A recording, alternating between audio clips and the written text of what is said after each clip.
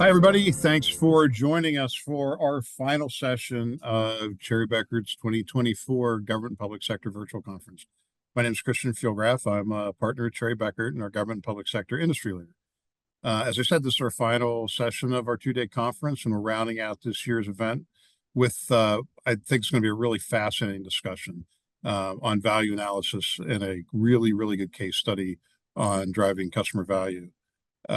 This is it's been a great couple of days, and I think a really nice way to round this out with an interesting topic and a couple great speakers and good friends, Anthony Pember and Bob Mish. Anthony. Hey, good afternoon, everyone. My name's Anthony Pember. I'm a managing director at Cherry Bekaert, and I work in our digital advisory services area along with Bob.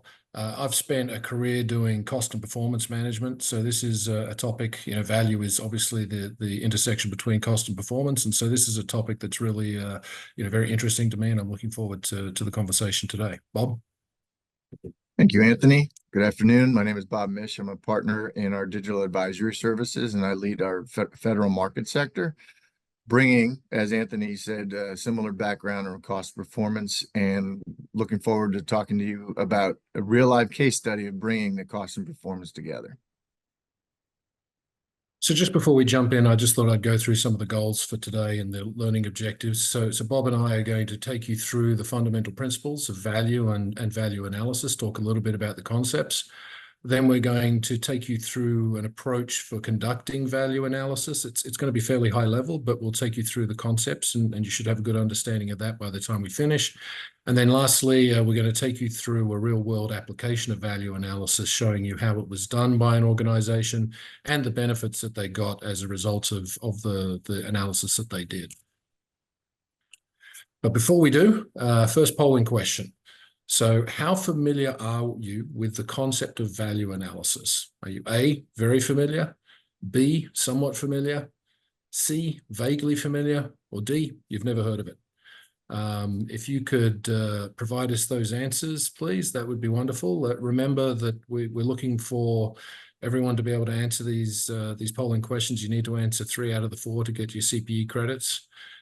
So please feel free to answer. We'll wait a couple of seconds to make sure we get enough answers in. Our idea here is just to try and get a sense of who's in the audience and your familiarity with the concept, so that we can make sure that we're addressing the audience appropriately. And it's okay to have never heard of it or be vaguely familiar. Absolutely. So we'll just wait a few more seconds.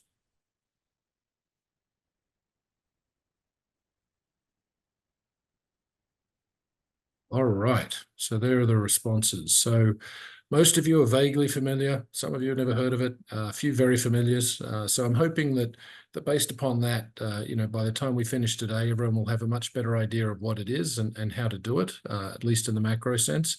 And hopefully we'll have no one who's never heard of it at the end of the session as well.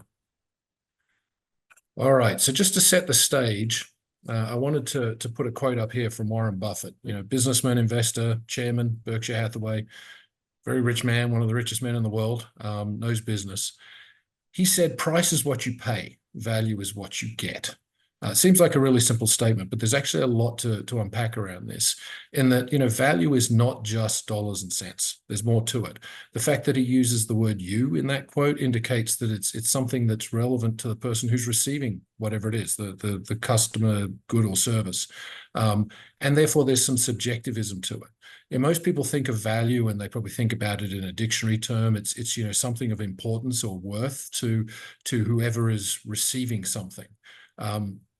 And that's pretty true. But the other thing to remember is value is very subjective. What I consider valuable, you may not consider valuable, and vice versa. And it changes over time. So my perception of something that I think of valuable today may not be the same for that exact same thing tomorrow or sometime in the future. You know, a good way to think about it is if you just consider something simple like a bottle of water. If I'm in the middle of the Sahara Desert, that bottle of water is extremely valuable to me. Now, if Bob's sitting at outside next to some spring that's bubbling nice fresh water out of the ground, that same bottle of water that I considered very valuable in the middle of the Sahara Desert is not so valuable to him because he can reach over beside himself and just get a drink from the water that's coming out of the spring. Similarly, that same bottle of water that I had when I was in the Sahara, if I then go, 10 miles down the road and go into the 7-Eleven or some other similar shop and there's a fridge filled with water, that same bottle of water that 10 miles before I'd considered extremely valuable, suddenly not valuable, even though I'm the same consumer of that bottle of water. So value is very fungible. It changes over time. It changes with different people and different perspectives. And that's something that's really important to this whole discussion that we're having today. So one way to think of value is by looking at this thing that we call the value pyramid. And in essence, organizations have really three types of activities they do. They have compliance type activities. These are the activities that you have to do because legislation, regulation, or some edict is telling you have to do it. So for example, finance function has to do an audit, or someone in the food production industry has to produce certain reports that they send to the government on a regular basis about cleanliness and food standards. These are things that are pushed onto an organization. They have to do them to keep themselves legal. If they don't do them, then people go to jail or get in trouble and fines have to be paid. Then you have essential activities. These are the activities that you do day to day to keep the organization running. So maintenance of your IT, making sure that you're maintaining your facilities and other capital assets would be examples of essential activities, things that keep the lights on. Again, typically you do them, you have to do them. If you were to talk to a customer, they're probably going to say, I don't care whether you do them or not. In reality, they're very valuable, but not directly to the customer. They don't see them as being value add. Whereas at the very top, the third type of activity you have is a value add. These are discretionary things. You don't have to do them, but you're doing them because there's a request from the customer. The customer is saying, this is what I need out of you. Can you please do this type of activity? It's generally a pull function rather than, the compliance where someone's pushing you, telling you have to do it. The value add is a customer pulling you to do it, asking you to do it, and therefore it's discretionary.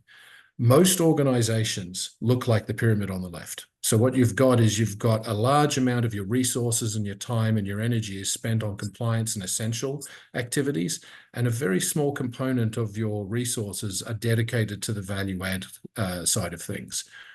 What you want to do is you want to flip that pyramid. You want to turn it upside down like the one on the right. So what you want to be able to do is work out how to automate and be more efficient in your compliance and your essential activities. You're still doing those activities. They're the exact same activities, but you're working out how to do them better, faster, cheaper, so that you can take your resources and focus them on the value add activities, because suddenly you're now addressing the customer need much more specifically and with more resources and more focus. The other thing to note on this slide is services will transition over time. So things that a customer considers value add today won't necessarily be the same thing they consider value add tomorrow or at some point in the future. So I think about it like my iPhone, smartphone. When they first came out, they were fantastic, the best thing ever. I could suddenly listen to my music, take photos, I could get my email all in one place. I could stream music. It was fantastic. It was a huge value add, made life more efficient and effective, and everything was running swimmingly. Years later, you suddenly look at it and go, wow, I wish I didn't have to have my email on my phone all the time. And what's really valuable about that phone is not the phone itself anymore. It's all of the apps that are on it. It's all of the other things that you can do with it. It's connection to the smartwatch that I've got on my wrist. It's the ability to play with all the different devices in my house through my smartphone. And the smartphone has really become something that's essential from my perspective as a customer. And it's all the peripherals that are suddenly value add. So the point here is, as an organization, you can't just assume that if you know what your customer values today, that it's going to be the same tomorrow. So you need to focus on that, and you need to have mechanisms to uncover that changing value from the customer perspective. So then there's also this concept called target value. So target value is achieving the optimum balance between performance and cost so that you get the right value that meets the customer's need. So value is a function of performance, right? Timeliness, accuracy, usefulness, quality. You've got to perform in all of those things, or some or all of them, to make sure the customer's happy. But cost is also a function of performance, right? If I have a very expensive product, but it does everything, it's still, may not be valuable to a customer because they can't afford it. Equally, I could have a really, really cheap product, but it doesn't perform well. And again, the customer's not going to find that as valuable. So what Target Value is trying to do is essentially make sure that you meet the customer expectations, you meet that value expectation from the customer with the maximum performance and the minimum cost. So you've got to balance those two to make sure that you get that mix right. In order to do that, you really need to understand what are the components of value. First of all, what is it the customer values? And then break that down and say, what are all those components? Is it about timeliness? Is it about reliability? Is it about something else? And then what are we doing? What are the activities and what are the systems and the resources that are contributing to those components? If you understand the activities and the resources, then you can work out the cost. And if you are understanding of all of the other components, you can then work out, how do I perform to make sure I meet those components of value that are required by the customer? You've got to have all three of those things to enable you to get to that target value that you're trying to achieve. And Anthony, if I could add, just on the subtle difference between cost and price, right? Yes. What you were describing is the cost to produce or deliver something for the customer. The value really is going to be determined by the customer, who may be willing to pay more of a price if they have a higher value, regardless of what it costs you to deliver or produce. Absolutely. Yes. Thank you, Bob. Absolutely. So this is a value framework. It's fairly simple at its surface here. What's below it? There are lots of things below this value framework that add some complexity, different tools, techniques, different matrices, maturity models, things like that. But essentially, the reason I put this value framework in here, or Bob and I put this value framework in here, is because it's really quite simple to understand. And it's amazing when you go through this, it seems very simple, but most organizations don't do this, surprisingly. This was originally designed for an organization that was internal function, so like a finance function or an HR function that has internal customers, but it could equally be applied to a business function that has external customers as well. So if you think about it, there are 4 different components here. First one is purpose. So the first component of that framework being purpose. An organization or a business unit needs to have a clear, simple, well understood purpose. That purpose needs to be understood by all stakeholders, both internal and external. And it's really the reason why that function exists, why that business unit exists. After you've defined that purpose, you really need to know and understand your services. What do we provide and whom do we provide it to? So you need to have a clear description of each of those services. What are you offering? How are you offering? Where are you offering it? And more importantly, who are you offering it to? So it's not just good enough to say, I do A, B, and C. You need to say, I'm doing A, B, and C for person 1, 2, or 3. When you do this and when you have these descriptions, they need to be consistent. And the way you describe these services needs to be consistent both internally and externally. And ideally, you've got some sort of catalog of all the different service or product offerings that you offer. And if you can, you've got them categorized to that compliance, essential, discretionary that I was talking about before in the value pyramid. The third component is delivery. So who within the organization is delivering these services? And how are you charging for them? So that requires you to identify the responsible individuals for delivering each of these services, and then also going one step further and working out what is it that they need in terms of support to deliver that. So are there specific processes or other people or tools or systems that are needed? By understanding all of this, what that gives you is it gives you a clear tie-in between your resources on the ground within your organization, doing certain services for customers for a purpose. So by default, what that means is everyone in your organization then has a clear understanding of how they are relevant to the purpose of the organization and how they are delivering customer value.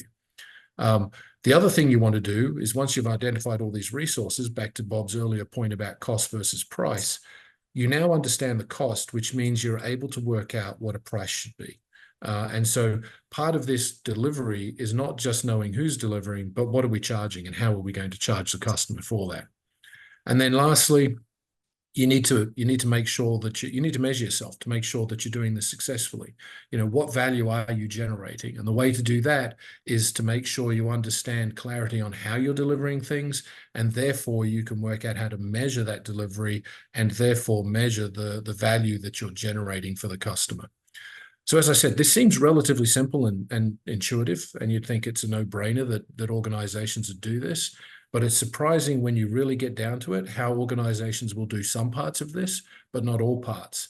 And if you're doing all of this, chances are that your customer considers you as someone who's delivering value for them. Without going into all of the calculations, just doing this is a good exercise in understanding the value you deliver and understanding what it is the customer's looking for.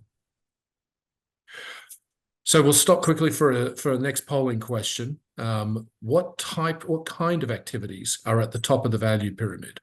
Is it A, comply, B, essential, C, discretionary, or D, mandatory? So if you think back to that pyramid, there were 3 levels to that pyramid. What's on the top of the value pyramid? Comply, essential, discretionary, or mandatory? And So regardless of the pyramid, whether the top was wide or whether the top was narrow, those types of activities are the same. That's correct. We'll give you a few more seconds to respond.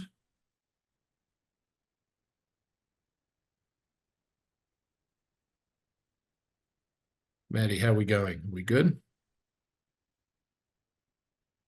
We are good. Getting ready to end it right now. Excellent. Okay. Thank you. All right, so we had some comply and essential. At the very top was the discretionary. So if you remember, it's a bit of a trick question.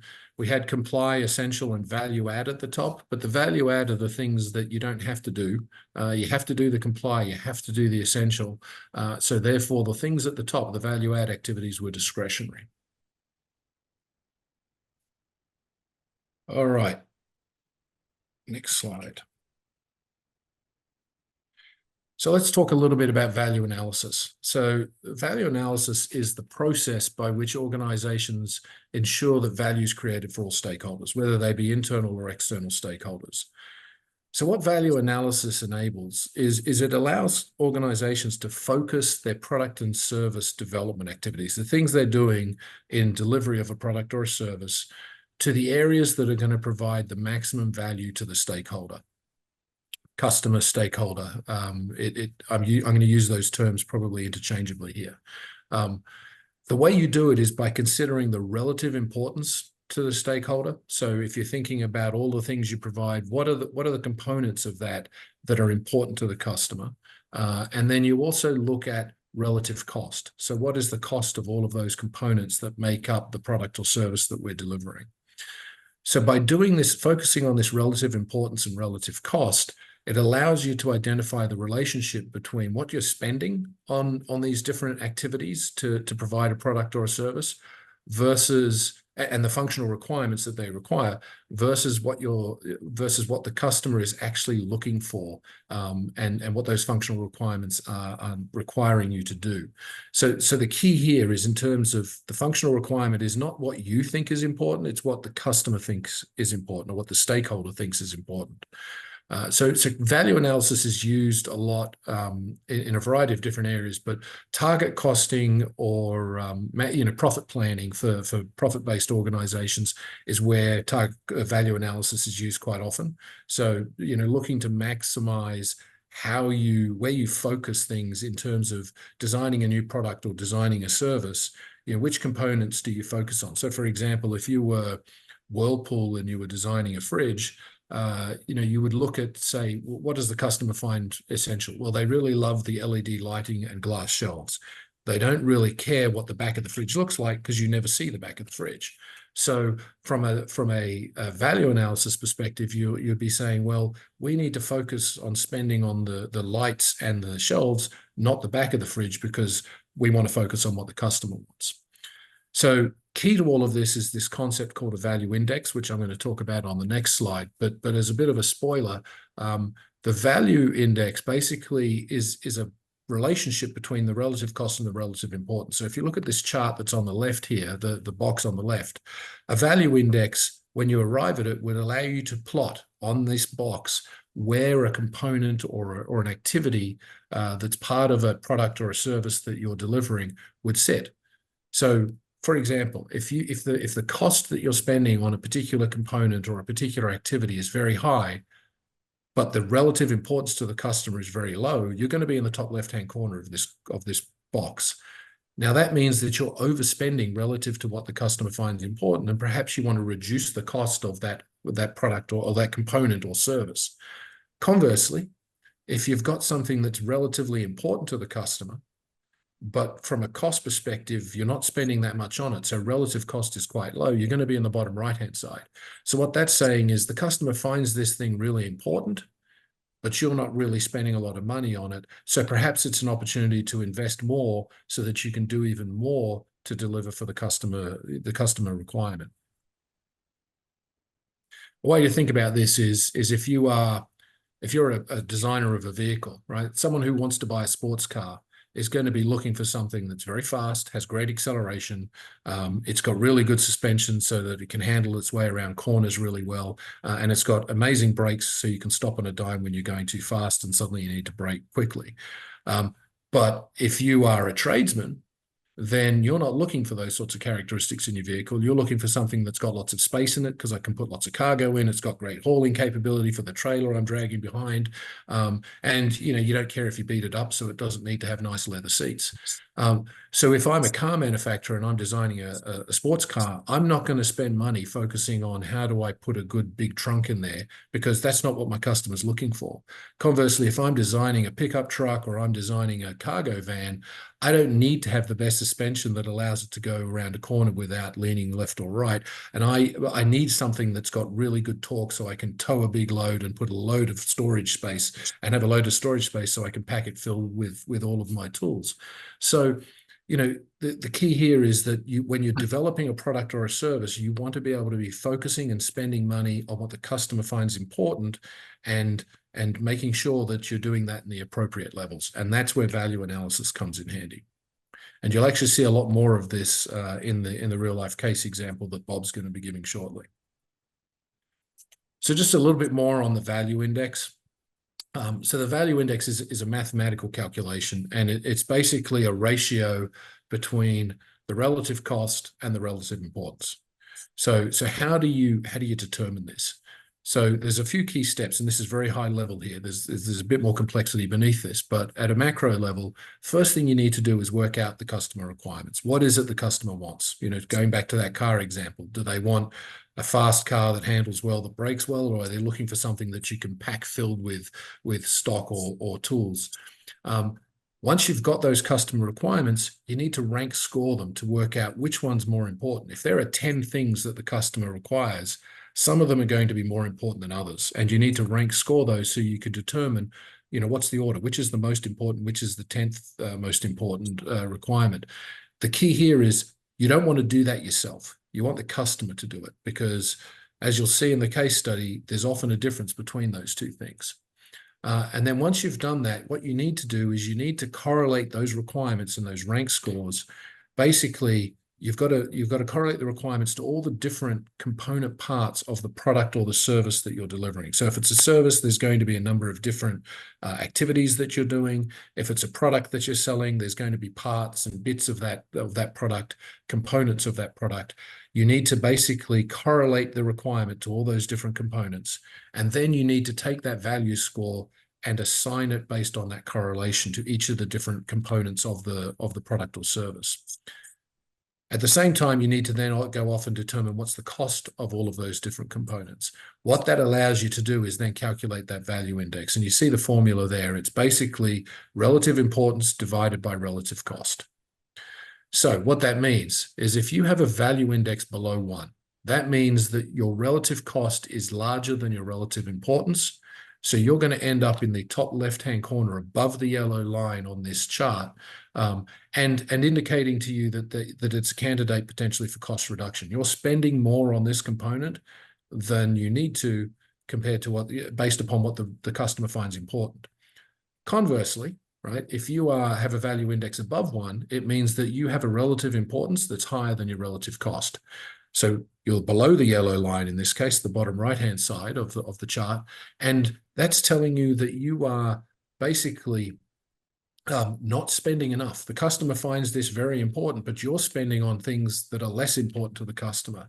So that tells you that this is a candidate for additional investment. Maybe we should be taking some of the resources that have from components that have a value index of below 1 and shifting it to focus on the value index, the components that have a value index above 1. So the ideal world is everything sits on that yellow line or somewhere between the red and the pink lines, which tells you that you're pretty well aligned in terms of your spend on delivery or creation of this product and service to what the customer is finding important. And you'll see an example of how this is used in the value analysis Bob's going through shortly. So tying all of this together, these concepts together, so we talked a little bit about value and performance and cost and financials. So if you want to be a value-driven organization and you want to deliver value to your customers and other stakeholders, you really need to be able to, as I said, identify and add value. You do that through things like value analysis that we're talking about today, having good risk management, having good data governance, and making sure you manage the data well, because that's critical. Make sure you're measuring that value. You need to improve your performance. So you do that through having performance measurement processes, metrics that you're using. If you've got a supply chain, you've got to manage that well because it impacts your performance. You want to be more efficient. So you might want to look at things like Lean or Six Sigma to improve the efficiency of your processes. But you've also got to understand and manage your financials. So in that regard, do you know your capacity? Are you managing it? Are you measuring it well? Are you planning and budgeting effectively? Are you looking at cost? And if it's appropriate, are you looking at margin or profit models? Often through things like target costing or activity-based costing to make sure that you're pricing things correctly. And then in all of this, the key is that you're doing all of this to support delivering value to your stakeholders. So you'll notice on the cube, the bottom layer is stakeholders, because they're the foundation to everything you're doing in terms of delivering a value. And then finally on this slide, there are a number of different support tools that you use in addition to all these different techniques like supply chain management or Lean Six Sigma, things like benchmarking and diagnostics and analytics and use of big data and doing readiness assessments and maturity models, etc. Things like that are very, very useful in allowing you to achieve performance and measure your financials. And obviously at the end of the day, identify and add value. So with that very, very rapid introduction to the theory, I'm going to pass it over to Bob, who's going to take you through a case study in value analysis. So over to you, Bob. All right, thank you, Anthony. Before I begin, I want to respond to a comment that Janice made. Janice thanked everyone for providing these webinars on various topics related to the government. And just wanted to emphasize that while much of what Anthony talked about dealt with customers and the price they're willing to pay, regardless, if there's no money exchange, there is a perception of value and a delivery of that value to a customer, whether appropriated or fee funded or private sector. But so the applicability is there. And how has this been applied in the real world? And what I'm about to talk to you about right now is a real example of an organization conducting a value analysis. Now the names have been changed to protect the innocent, but I'm going to take you through. I'll set up the scenario for you and then talk about the process they went through and the things they learned from going through a value analysis. Anthony? Okay, our corporation here is the Brown Corporation. What the Brown Corporation does is advance sustainability for produce in Canada. After the produce is harvested, Brown helps maintain the quality of the product, extend its shelf life, improve the food safety, and reduce waste. Once the product, in this case, we're talking about pears, once they're harvested, they're cleaned, treated, stored before being shipped to the market and retail outlets. Now, the fruit, in this case, the pears, must be mature, but they can't be too ripe. They can't be at full ripe because there is a length of time that happens between when they're harvested and when they're actually put to market in a retail location. So the process they go through from receiving the fruit to getting it into the warehouse, thoroughly wash it, get rid of all the debris and pathogens. Then they go through a series of drying fans to remove any of the excess moisture. Then they're coated. If you're not familiar with how food is maintained, this is interesting. They apply an edible coating to protect against dehydration and weight loss of the fruit. And then once it gets to the warehouse, additional chemicals are applied to delay that ripening process and protect the fruit from fungus.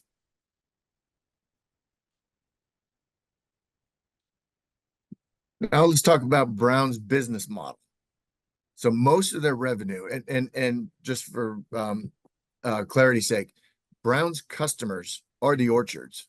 They're the orchards that eventually supply the fruit to retail markets.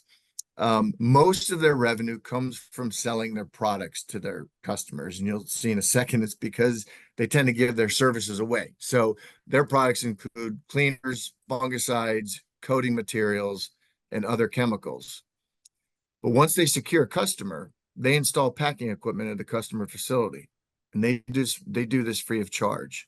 They also provide technical expertise, maintenance services, other advisory services to their customers. In exchange for that, the customer agrees to buy Brown products. And you can see this is where they have their hook. They do a lot of this stuff for free. They get their revenue through the products, and that incentivizes loyalty. But the orchards are starting to get some pushback from customers because Brown products are branded and competitors, other providers, other suppliers are providing generic pears for a much cheaper price to the end consumer. So Brown recognized they needed to fix this. So they decided to conduct a value analysis. So what they did is they began with a one-day value analysis workshop at their headquarters, and this was comprised of executives and frontline managers to determine the customer requirements. What does the customer need? What does the customer want? And these requirements were defined. What is it the customer wants, and not necessarily how to do the service. What does the customer really need? Then what we could do is from that analysis is allocate our resources based on the importance and the perceived value of each customer requirement. And you can see below they were grouped into three categories, really two categories and a bucket that others didn't fit. But it was maintaining harvest quality, technical services, and then some miscellaneous categories that they determined were valued by the customer or required by the customer. So in maintaining the harvest, its appearance, firmness, protection from disease and decay, fruit taste, technical services, equipment repair, and laboratory services. We'll come back to B3 in a little while. And then other miscellaneous category priority rankings, which include delivery, partnerships that Brown maintained with its customers. Environmental sustainability was important to many customers. Training that Brown offered. The financial terms of their agreement, because they do agree to stay with Brown products, and are we able to extend the shelf life through the offerings from Brown? So what the management team did is rank these categories in order of importance to the customer. So you can see here they have a ranking for appearance was number 1, firmness 2, protection from disease was 3. Then you jump over to some of the miscellaneous requirements. The timely delivery and response doesn't necessarily fit into harvest quality or technical services, but they deemed it that was very important and valued by the customer. And then taste was ranked as 5. And because the number 1 is the most important, 12 being the least important, the lower the score, the higher the priority and the higher the value. And then going on from the number 5, you get number 6 is equipment repair, laboratory services, the partnerships, environmental sustainability, training, financial terms, and extending the shelf life. Yeah, so Bob, just one thing that was interesting in relation to this is when you say Please. internal management, it was a lot of the people that were responding to this when they were doing this internally was sales and marketing. So people that you would expect that would be closely associated with understanding the customer. So, and that point will make sense more when we talk a little bit later on. And a spoiler alert that internal management is the key takeaway. So the management team decided they wanted to validate what they determined from their internal value analysis. So what they did is they issued through their sales force, they issued surveys, they conducted focus groups, other documenting conversations through other customer interactions. And then the COO and the sales team visited a number of select customers. Things that came up during those conversations is, what services does Brown provide?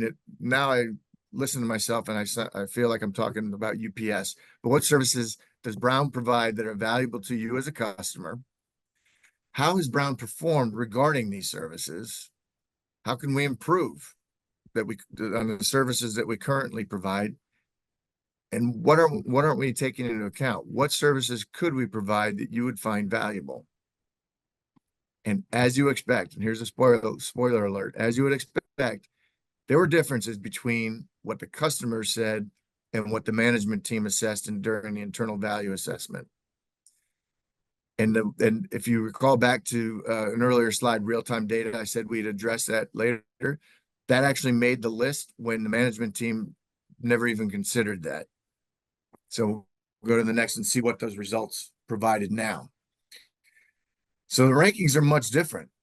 You can see where, according to the customers, laboratory services had the highest ranking, the most important, when appearance was what the management team felt was important. It still is, it's number 2, but it wasn't the most important. But equipment repair rose to number 3 according to the customer's perspective. And there's the appearance of real-time data. The orchards wanted real-time data so they can make some decisions on how they wanted to allocate their resources. Other higher ranking, protection from disease. I said equipment repair. Look where timely delivery and response fell from the customer's perspective. That rose to number 4 in the internal management. It was dead last in the customer's perspective.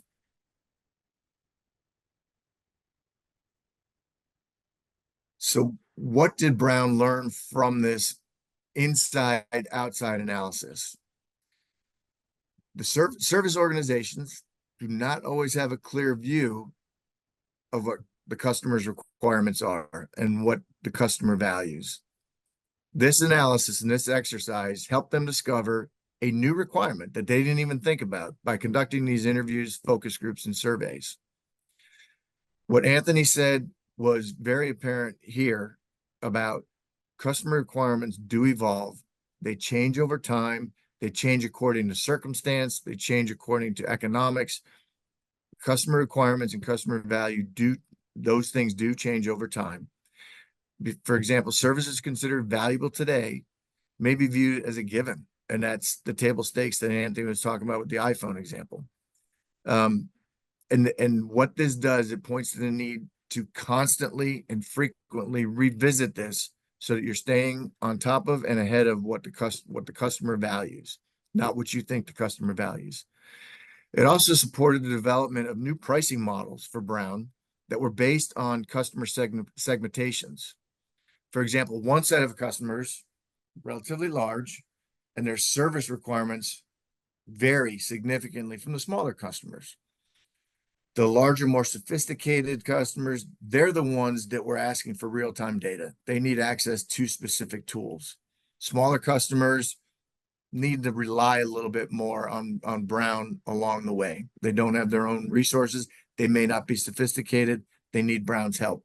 So being able to segment these and determine the value according to the customer based on what their makeup is, help Brown refigure out what their new pricing model was going to be.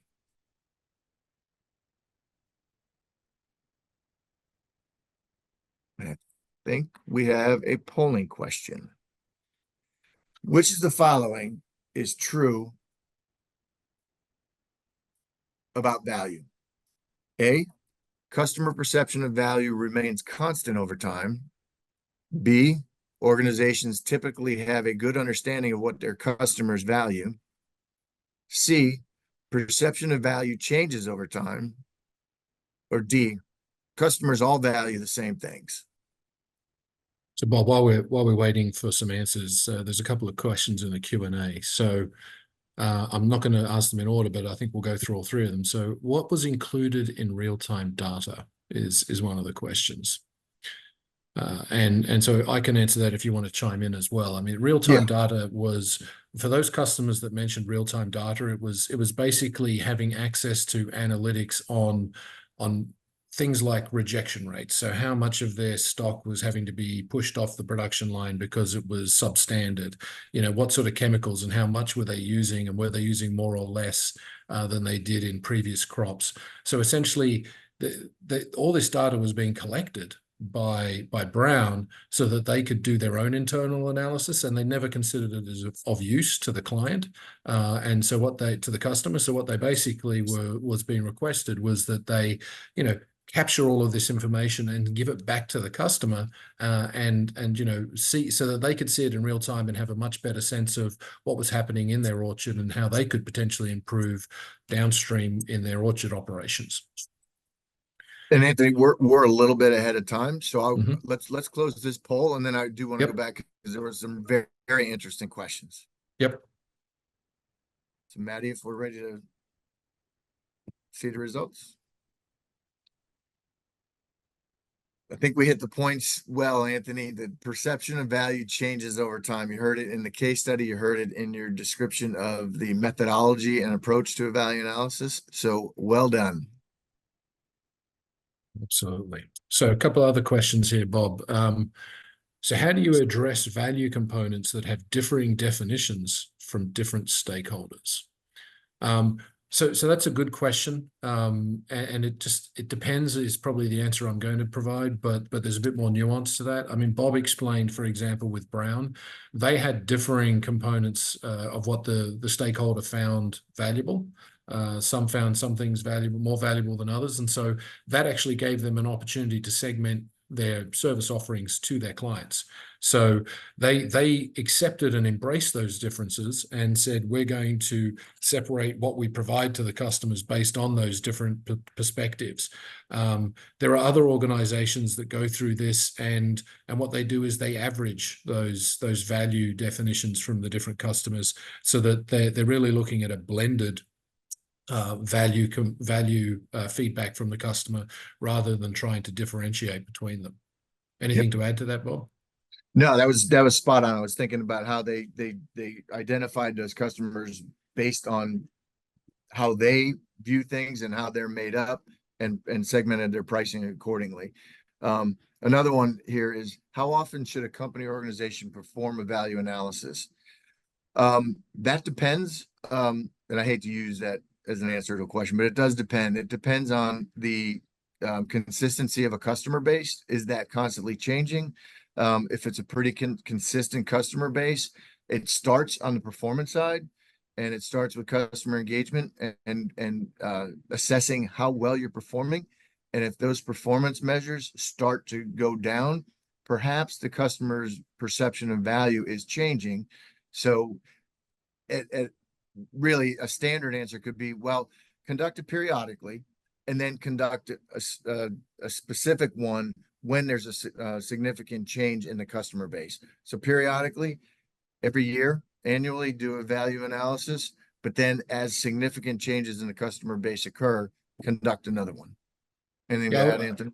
Yeah, I would just add to that. I would also add, customer feedback is probably the best thing. So if you're thinking about, if you're suddenly getting less product being purchased or less services being consumed, that could be an indicator that the customer's not happy, or you're getting feedback, through customer satisfaction surveys that show an increasing level of dissatisfaction. that could well be that you're no longer, hitting that value point that the customer's looking for, and would give you a sort of a leading indicator to say, I should go and perform a value analysis to make sure that we're still aligned with what that customer is perceiving as valuable to them. So I would say that's another trigger that would allow you to sort of go and look at it. I'd also say that if you're bringing out any new services or you're considering new services, then going through a value analysis would be very beneficial to make sure that what you're doing is aligned with what the customer is expecting. Yeah, or before you start down that path of Yep. developing a new service. Yeah, well, because if you're developing a new service, the planning stages of that new service are very important. And once you've planned and baked in, this is what we're going to do, this is how we're going to do it, a large proportion of the cost to you is already baked in there. You're not going to change it once you release it. So you want to make sure that you're aligned with what the customer's valuing before you bake that into that planning. It's better to do it before than to try and adjust after the fact. All right, I think we have one All right. more.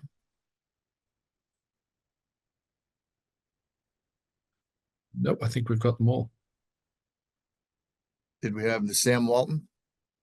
Oh, I'm Oh, sorry. one more I slide. meant one more Sorry. slide. Yes, I'm we do. sorry. Yes, we do. I was looking at questions. Sorry, Bob. Yes. All right, founder of Walmart, Sam Walton. This coming from an individual who spent some time working for Walmart. Sam's rule was there is only one boss, the customer. I have seen it written other ways, and that is Sam Walton had two rules. Number one, the customer is always right. Number two, if the customer is wrong, see rule one. All right. We And will I move think- on to polling question number 4. So would you like a team member to reach out to you after today's webinar? Yes, maybe in the future? No. So if you fill that in, please, and let us know your response, that would be wonderful. And that is essentially the end of what we had to cover today. We appreciate everyone. And Christian, I'm going to turn it back over to you.